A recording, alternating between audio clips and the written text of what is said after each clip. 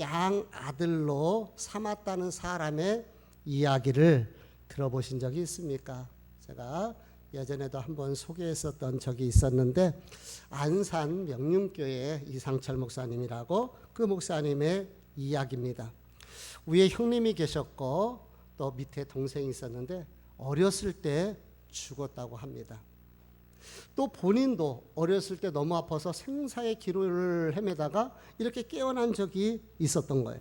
그러니까 엄마가 너무 놀라신 거죠. 어머니가 너무 놀라니까 그 아들 하나 남은 거 그거 살려야 되겠다. 그래서 무당을 찾아가서 점을 보니까 무당이 한다는 소리가 오래 살려면 수명이 긴 것을 양아버지로 두면은 오래 살 수가 있다. 천년 만년 살아가는 저 동네 뒷산에 그 바위를 양아버지로 삼으면은 오래 살 수 있다. 이렇게 가르쳐 준 거예요. 그러니 부모의 마음이 오죽하겠습니까? 자식 살리고 싶어서 엄마가 어린 아들의 손을 잡고 뒷산 큰 바위에 가서 양아버지를 삼고 1년에 몇 차례씩 그곳에 가서 제사를 드리는 이런 일들이 생기게 된 것이에요. 그리고 나서 10살 때쯤 되었을 때에 아버지가 너무 아파서 먼저 누우신 거예요. 그러니까 아버지를 살리고 싶어 어머니가 또 무당을 찾아갔습니다. 그랬더니 무당이 그런 이야기를 하더라는 거예요. 지금 보니까 집안에 그 누나가 먼저 죽었는데 누나 귀신, 그러니까 우리 목사님을 어린 목사님한테는 고모 귀신이 되는 거죠. 고모 귀신이 해코지를 해서 이렇게 집안에 어려움이 있으니까 고모 귀신의 마음을 누그러뜨리면은 된다고, 그러려면은 굿을 해야 된다고 그렇게 이야기를 하더라는 거예요. 그런데 지금 어려운 시골 살리면서 아버지 약값도 부족한데 그 굿을 하려면 돈을 만들어야 되는데 돈을 만들 수가 없는 거예요. 그래서 굿을 못하는 거죠. 어느 날 이 어머니가 밭에서 밭일을 하다가 깨달은 것이 있어요. 아니, 누나가 있다면은, 누나 귀신이 있다면은, 고모 귀신이 있다면은 어려운 동생을 도와주는 것이 이게 이치에 맞는 거 아닌가. 힘들고 어려운 동생이 굿을 안 한다고 해코지 하는 거는 이거는 잘못되지 않았는가, 이 생각을 한 거예요. 그리고 그것을 깨닫고 마침 그때쯤 그 마을에 교회가 개척을 했는데 그 아들 주일날 손을 잡고 우리 교회 가보자 하고 아들을 손을 잡고 교회를 간 거예요.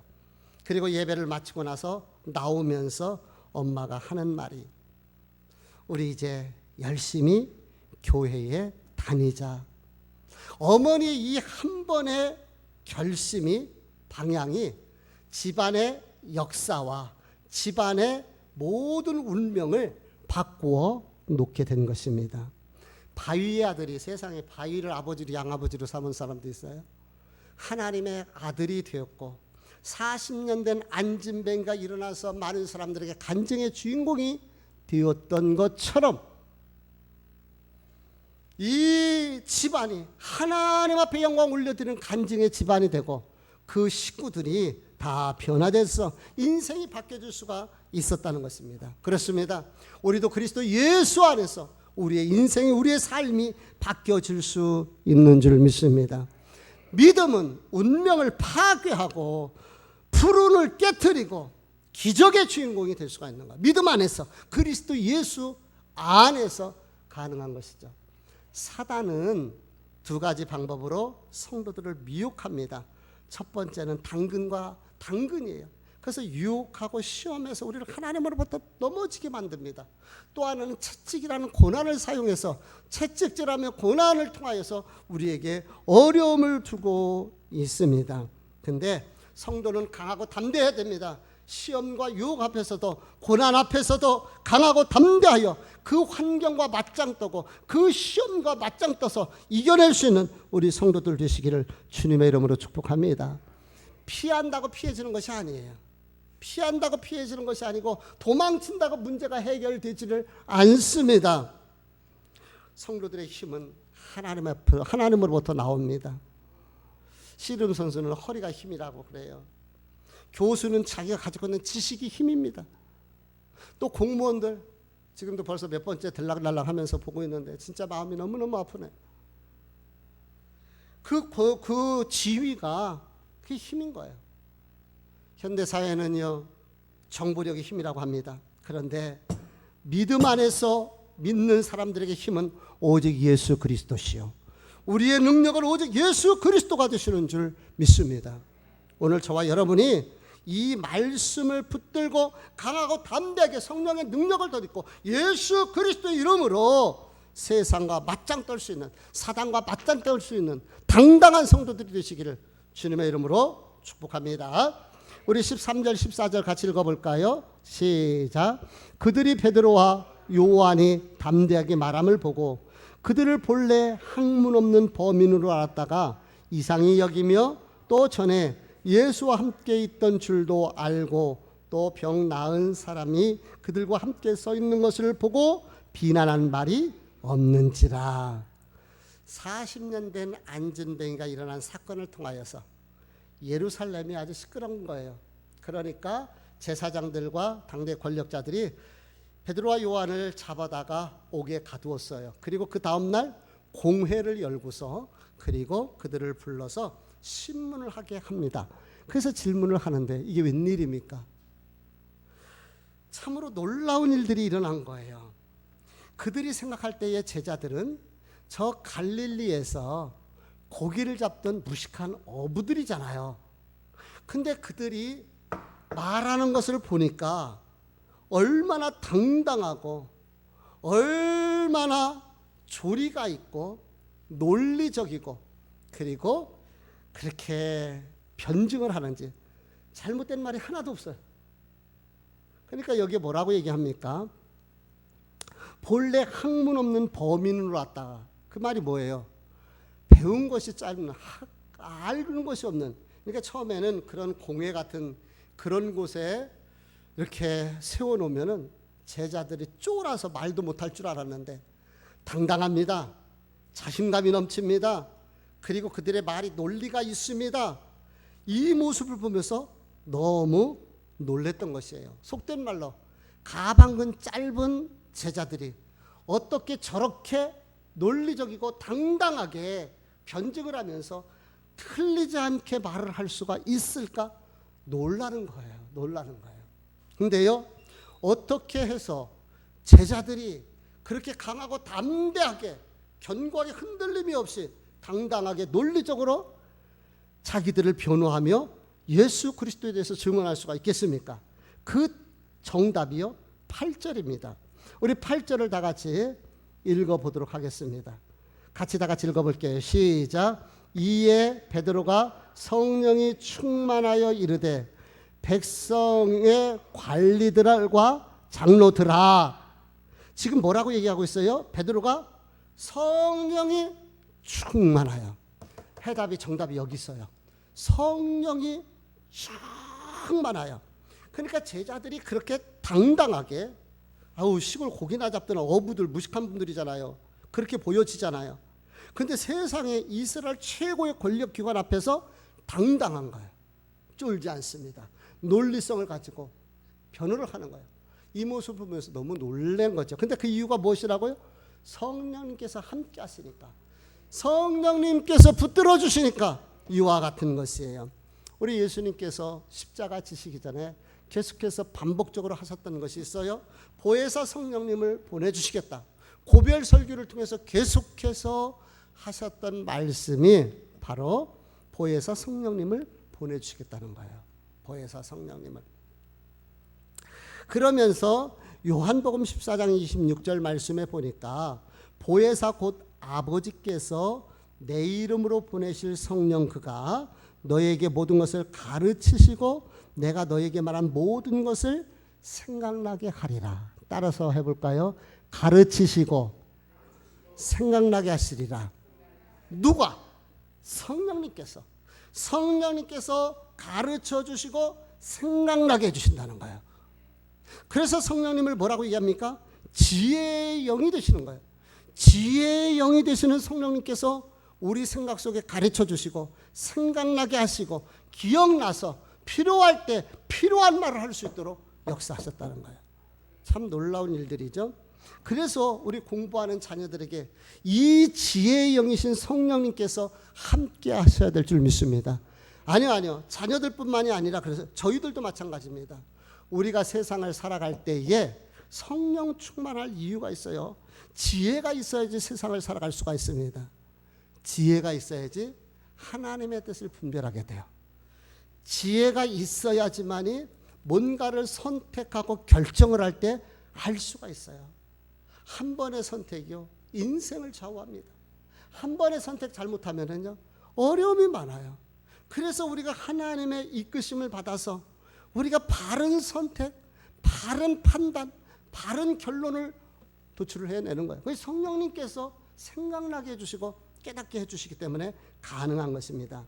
특별히 우리 성도들은요, 하나님의 뜻을 분별할 수 있어야 합니다. 하나님의 뜻을. 그럼 어떻게 우리가 하나님의 뜻을 분별해요? 성령님께서 깨닫게 해주시고 가르쳐 주시고 생각나게 해주셔야지만이, 하나님께서 이끌어 주셔야지만이 하나님의 뜻을 알 수가 있어요. 잘 들으시기를 바랍니다.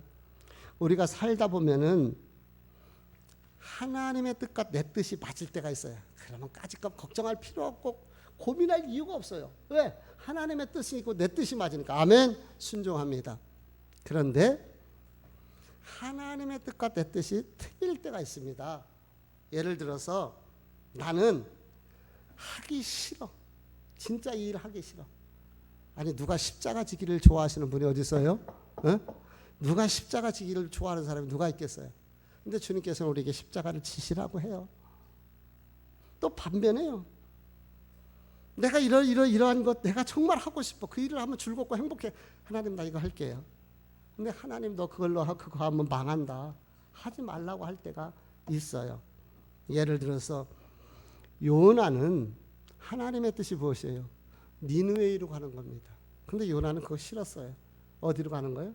다시스로 가는 거예요. 하나님의 뜻은 요나가 니느웨이로 가는 거예요. 근데 하나님은 요나는 싫어. 안 가는 거예요. 도망가는 거예요. 반면에 바울을 보세요. 바울의 뜻은 뭐예요? 아시아로 가고 싶은 거예요. 그래서 아시아에 가서 복음을 전하고 싶은 것이 내 뜻이야.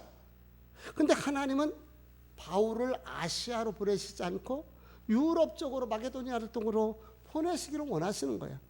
그러다 보니까 자꾸 길이 막히는 거예요. 그래서 하나님의 뜻을 묻다 보니까 하나님께서 알게 해주시잖아요. 사랑하는 성도 여러분, 대부분은요, 죄송합니다, 믿음 있다고 하시는 성도들이요, 어떤 부분에 딱 결론에 섰을 때 거의 다 개인 생각과 개인의 어떤 계획과 개인의 뜻에 의해서 움직여요. 그리고 하나님의 뜻을 끌어다 붙입니다. 아니요, 그것은 아닙니다.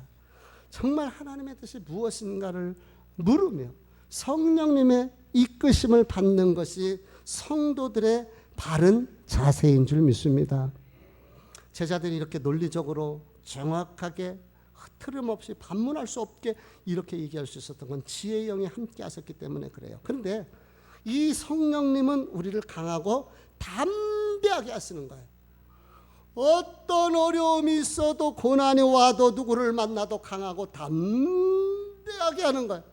그래서 성도들은 환난과 핍박 속에서도 굴하지 아니하고, 총과 칼이 와도 굴하지 아니하고 복음을 위해서 두려워하지 않는 것입니다.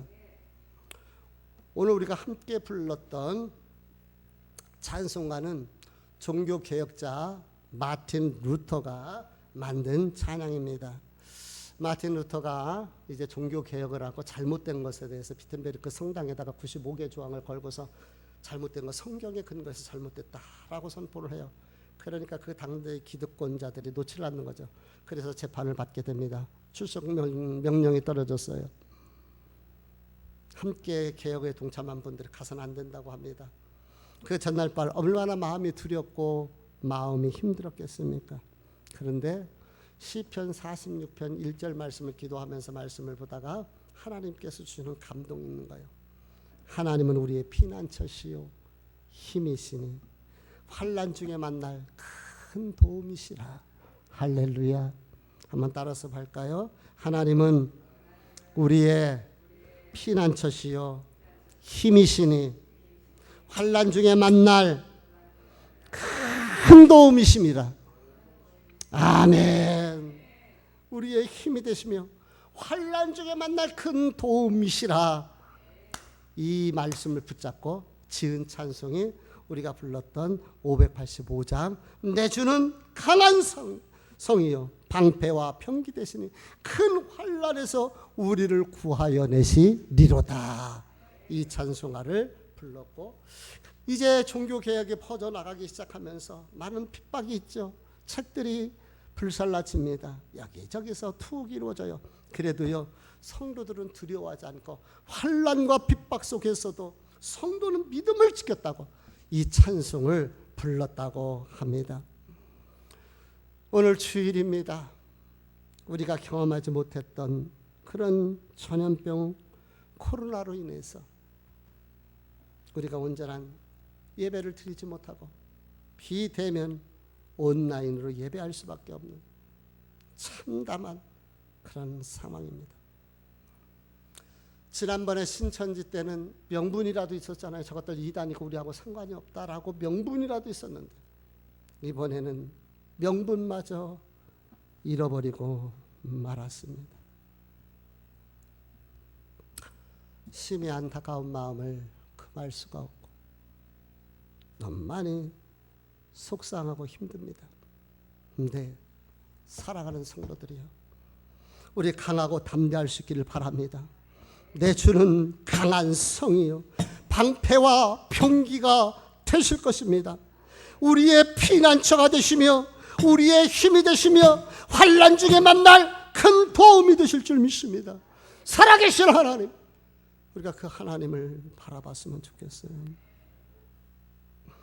마틴 루터가 성령에 충만하니까 그 개혁의 그 핍박과 고난 속에서도 당당할 수가 있었고, 제자들이 성령에 충만하니까 그 공회 앞에서도 조금도 흔들림이 없이 살아계신 예수 그리스도의 죽음과 부활을 이야기할 수가 있었고, 그렇습니다. 오늘 저와 여러분도 성령 충만하여 강하고 담대하고 어떤 어려움이 있어도 흔들리지 않는 저와 여러분이 되시기를 주님의 이름으로 부탁을 드립니다. 제자들을 잡아올 때에 무시했겠죠. 이 무식한 어부들, 학문이 짧고 한마디로 가방끈 짧다는 거 아니겠습니까? 이런 무식한 어부들. 그리고 처음에는 쫄아서 말도 못할 줄 알았는데 그 사내들인 공예, 지난번에 말씀드렸다시피 70인들, 제사장까지 71명, 이스라엘의 최고의 권력기관인 거예요.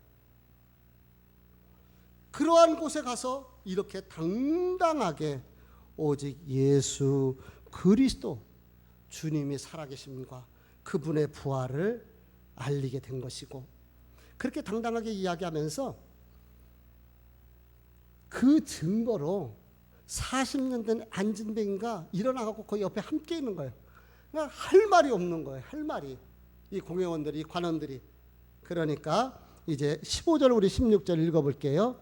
명하여 공회에서 나가라 하고 서로 의논하여 이르되 이 사람들을 어떻게 할까? 그들로 말미암아 유명한 표적이 나타난 것이 예루살렘에 사는 모든 사람에게 알려졌으니 우리도 부인할 수 없는지라. 그렇죠? 말을 부인할 수가 없어요. 너무 근거가 확실하고 하니까. 빼박이라는 말이 있어요. 빼도 박도 못한다. 아주 빼박이 됐습니다. 분명한 근거가 있잖아요.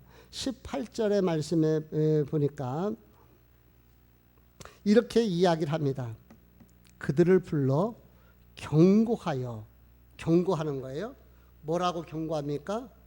예수의 이름으로 말하지도 말고 가르치지도 말라라고 경고를 했어요. 이렇게 판결을 그렇게 내린 것이죠. 그런데 이 경고라는 헬라어 파렌게일란이라는 이 말은 공권력을 가지고서 말한다는 그런 뜻인 거예요. 공권력. 그러니까 사실은 말이 공권력이죠. 이거 협박하는 거예요. 뭐라고 협박합니까?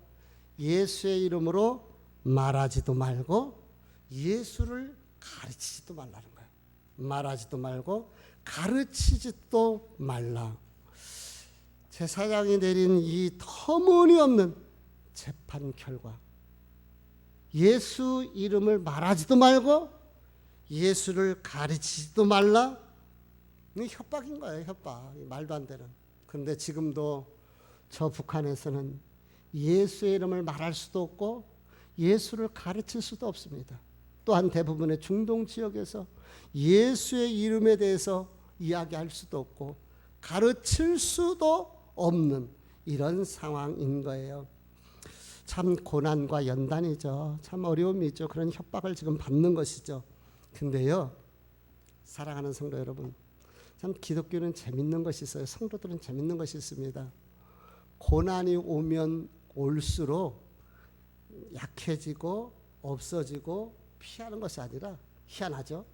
고난이 오면 올수록 더 담대해지고 고난을 통해서 하나님의 살아계신 섭리들을 느끼게 되는 거예요.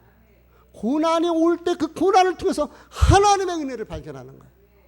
제가 지난주에 청목회 수련회가 있는데 수혜를 만난 그곳에서 해서 수혜 봉사를 하러 간다고 제가 말씀을 드렸어요. 그렇죠?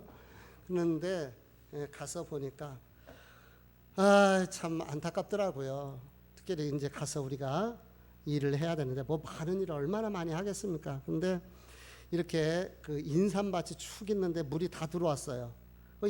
그리고 이제 물이 쫙 빠져버리니까 그 인삼이 썩으면 안 되잖아요. 그러니까 급하게 해갖고 막 군청에서도 지원되고 사람들 자원봉사하는 사람들 해갖고 인삼을 캐 놨더라고요.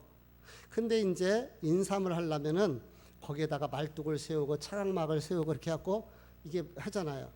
그러니까 이제 삼은 캐놨는데 그것을 갖다 옆에다 놨지 이걸 정리정돈을 해야 되는데 이걸 할 수가 없어요. 그를 총대라고 하더라고요. 이 총대를, 그래서 우리가 총대를 하고 그 많은 그 차광막 같은 거 이런 것들을 해갖고 트럭에다 실어서 이제 권사님 그 옆에 있는 데다가 담에다가 이렇게 쌓고 정리해주는 이런 일을 했어요. 정말 땀 무지하게 나더라고요. 더군다나 차광막 같은 게 물이 들어왔다가 빠져나가니까 먼지가 얼마나 많이 나는지요. 막 땀은 흐르지 마스크는 제대로 쓸 수가 없지. 그런 먼지 나지. 참 그렇게 봉사를 조금 그렇게 하지. 우리 목사님들과 하고 그리고 올라왔습니다. 근데 담임 목사님이 그런 이야기를 하더라고요. 이번에 수혜를 만난 것이 은혜였다. 수혜를 만나지 않았다면은 하나님의 의뢰를 알 수 없었던 것을 이번에 체험을 했다는 거예요. 그러면서 이야기를 하는데 그 권사님 밭인데 제가 여쭤봤거든요. 권사님 몇 학년 몇 반이세요? 그랬더니 8학년 2반이라고 그러시더라고요. 근데 이 권사님이 얼마나 정말 오직 믿음으로 사시는, 하나님을 의지하면서 교회를 섬기며 죄종을 섬기면서 그렇게 신앙생활을 하는 거예요. 그런데요, 이제 이 성도들도 와서 같이 이렇게 이제 캐고 그러는데 참 신기한 것은, 놀라운 것은 그 물 빠진 그 인삼밭에 인삼을 캐는데 권사님네 밭이 뽀송뽀송하더라는 거예요. 그래갖고 다 캘 수 있었던 거예요. 그런데 같이 물 있으니까 이게 이 뚝 하나 옆에 바로 옆이죠. 옆에 딸려 있는 거죠. 그런데 세상에 다른 집 안 믿는 사람들이 있었는데 거기는 질퍽거려 가지고요. 제대로 캘 수가 없는 이런 상황이 되어더라는 거예요. 그러니까 성도들이 다 놀랄 정도로. 게다가 인삼을 캤으니까 이거 빨리 처분을 해야 되잖아요. 팔아야 되잖아요. 그러니까 이제 물에 들어갔다가 나온 인삼이다 보니까 정상적인 값은 제대로 받지는 못했는데, 근데 그걸 누가 사가겠느냐 생각을 한 거예요. 그런데 이 권사님네는요, 없어서 못 팔았대요. 없어서. 그래서 그 전주에 우리가 지난주에 물 들어왔고 그 지난주에 그것을 캤는데 세상에 하나님 은혜 주셔서 없어서 못 팔고 그 권사님 지난주에 200만 원 11조를 했다고 목사님 그렇게 이야기를 하시더라고요. 교회는 그래도 그 마당까지 물이 다 들어왔는데 이게 TV에도 봐서 우리가 참 많이 걱정을 했었거든요. 근데 다행히 본당으로 물이 들어오질 않았어요. 근데 옆에 쪽에 옛날에 그 구 건물이 있었는데 거기에 물이 들어온 거예요. 그러니까 물을 퍼내야 되잖아요. 이게 계속 들어오니까. 성도들이 교회로 달려오는 거예요. 그리고 함께 물을 푸는데 그 카센타 집사님은 밤새도록 목사님과 함께 옆에서 그렇게 고생을 했다는 거예요. 여집사님들에게 이제 밤이 늦으니까 가서 주무시라고, 그리고 내일 주일이니까, 날 토요일 날 물 들어왔으니까 이렇게 주일날이니까 가서 주무시고 내일 보자고 그래서 보내드리고, 근데 나중에 새벽녘에 가서 보니까 세상에 집에로 돌아가시지도 않고 교회에서 기도하다가 쭈그리고 잠들어 있더라는 거예요. 그 모습을 그 담임 목사의 마음이 어떻겠습니까? 그 목사님이 그런 이야기를 하는 거예요. 이렇게 교회가 수혜를 통해서 어려움을 당하고 만나 보니까 이렇게 교회를 사랑하는 성도들, 함께하는 성도들이 있는 것을 보게 되었다는 것이고, 또 권사님의 이 살아있는 간증이잖아요. 그거는 이 간증을 통해서 위로가 되고 힘이 되었다고 그런 이야기를 하는 것을 들었습니다. 사랑하는 성도 여러분, 초대교회로부터 오늘날까지 교회는 고난과 핍박과 협박 속에서도 믿음을 지켰고 성도들은 그 믿음으로 승리해 왔습니다. 코로나 바이러스로 인하여서 참으로 어려운 상황을 만났습니다.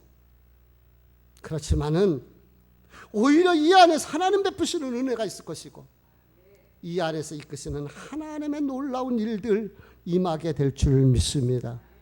제가 예전에 그 교회 가서 스티그마, 흔적이라는 설교를 했었던 적이 있어요. 우리 교회에서 했었는데, 근데 그 목사님이 그 얘기를 하더라고요. 고난을 통해서 그리스도의 흔적을 보게 되었다. 그리고 그것이 은혜였다. 여러분 삶 속에서, 인생 속에서 고난이 있을 때 오히려 그것이 그리스도의 흔적으로 만들어 놓는 반전의 시간, 은혜의 시간이 되기를 축복합니다. 예수의 이름으로 말하지도 말고 가르치지도 말라, 이 공권력 협박을 받은 베드로와 요한이 어떻게 답변을 했는가 한번 보도록 하겠습니다. 19절 20절 말씀입니다. 같이 읽어볼게요. 시작. 베드로와 요한이 대답하여 이르되 하나님 앞에서 너희 말을 듣는 것이 하나님의 말씀을 듣는 것보다 옳은가 판단하라. 우리는 보고 들은 것을 말하지 아니할 수 없다 하니. 이야, 제자들의 이 답변이요, 정말 참으로 놀라운 답변이 아닐 수가 없습니다. 송곳 같은 그러한 답변인 거예요. 뭐라고 얘기합니까? 니네들, 당신들 얘기 들어보십시오. 우리가 하나님 말을 들어야 됩니까? 당신들 말을 들어야 됩니까? 누구 말을 들어야 돼? 하나님 말을 들어야 되는 것이 당연하지 않아요? 근데 하나님 말을 들어야 한다고 하면은 지금 자기네들이 잘못됐다는 이야기인 거예요. 지금 자기네들과 베드로와 요한이 이야기하는 건 하나님에 대한 뜻이 어긋나잖아요. 반면에 우리 말을 들어야 된다고 이야기를 하면은 자기네들이 하나님보다도 더 높다라는 그러한 이야기가 되어지는 것입니다. 마지막으로 베드로와 요한이 쐐기를 받습니다. 20절에 우리는 보고 들은 것을 말하지 아니할 수 없다. 보고 들은 것을 말하지 아니할 수가 없다. 지금 여기가 어디라고요? 사내들인 공회가 열린 거예요. 최고의 어떤 신문 재판받는 과정입니다. 그런데 이 법정에서 가장 중요한 것이 무엇이에요? 증거고 증인입니다. 지금 베드로가 얘기하는 거예요. 우리는 나사렛 예수 그리스도가 죽었다가 다시 살아난 것을 본 증인들이다.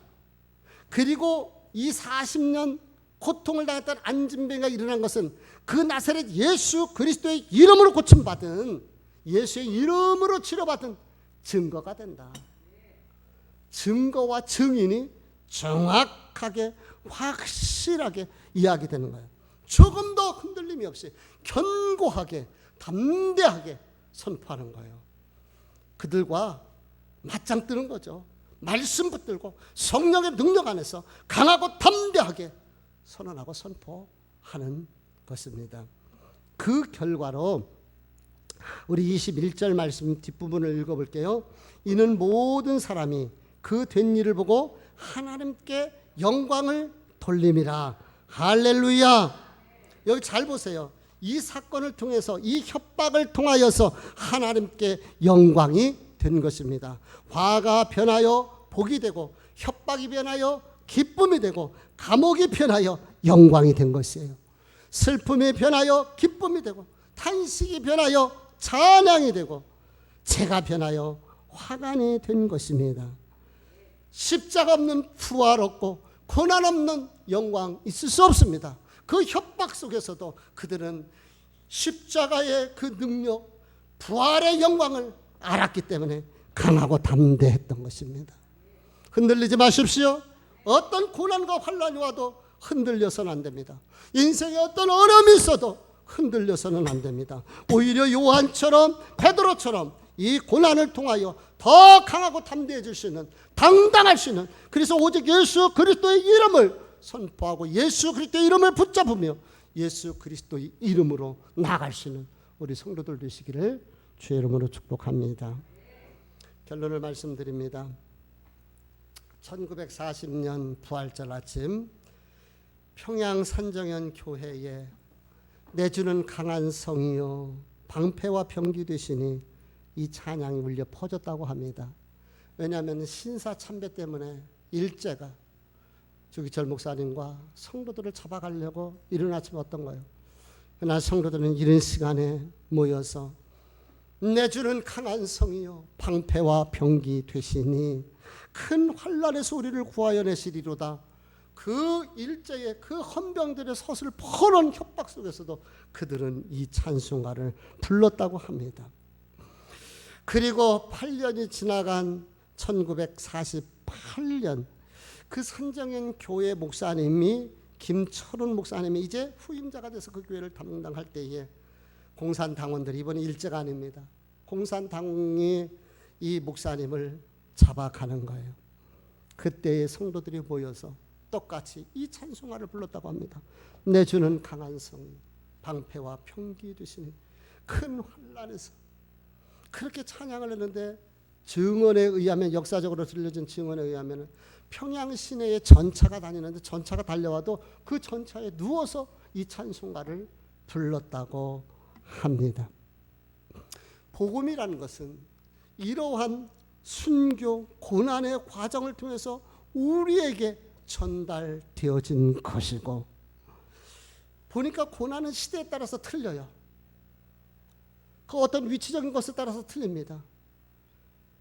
베드로 때의 고난과 마틴 루터가 종교개혁을 할 때의 고난과 그리고 일제시대 때의 고난과 북한 공산당에서의 그 고난이 시대마다 틀리지만 지금 우리는 생각지도 못했던 코로나라는 이런 고난을 우리가 당하고 있지만, 그러나 평양 산정현 교회 성도들이 강하고 담대했던 것처럼, 베드로와 요한이 강하고 담대했던 것처럼, 마틴 루터 목사님이 강하고 담대했던 것처럼 저와 여러분의 신앙이 하나님 안에서 강하고 담대할 수 있기를 주의 이름으로 축복합니다.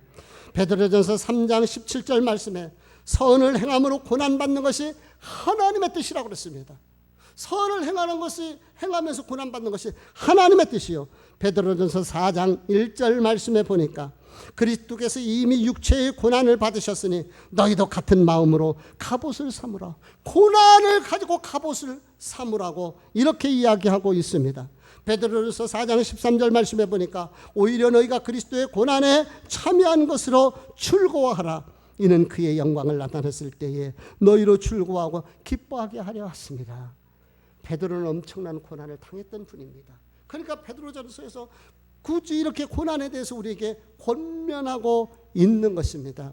아까도 말씀드렸다시피 베드로와 요한이, 마틴 루터 목사님이, 또한 주기철 목사님과 산정교회 성도들이 그 모든 고난을 이겨냈던 것처럼, 그리고 복음을, 예수 그리스도를 전했던 것처럼, 시대와 환경이 틀렸지만 저와 여러분들 이 시대에 우리 앞에 다가서는 그 고난과 그 시험을 우리가 맞짱 떠서 이겨내시고 그것으로 승리하시기를 원합니다.